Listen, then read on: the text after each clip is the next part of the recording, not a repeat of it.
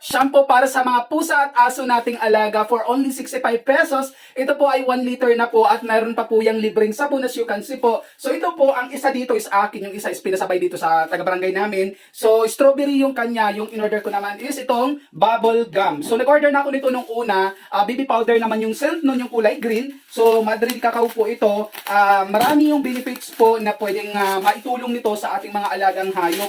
Katulad ng mga garapata or yung anti-mudge, anti-dandruff, anti-itchiness yung pangangati ng ating aso, anti-punggal. So kung mayroong mga kati-kati yung mga alaga natin, pwede rin po niya maalis kung regular natin siyang gagamitin, and anti-tick and flea. So yun po yung mga yung nangangagat sa ating mga alagang hayop. Kaya po sila minsan pumapayat dahil po doon. And then meron din ditong regrowth for loss. So yun po yung mga nakakalbo yung mga aso natin. So nakakapagpatubo din po siya. And deodorizes skin. Siyempre alam naman natin yung mga alaga natin kapag hindi naliliguan ng ilang araw, bumabaho. So ito po yung solusyon niyan para mas maging mabango po ulit yung mga alaga nating hayop or aso at pusa. Amuyin nga natin ito.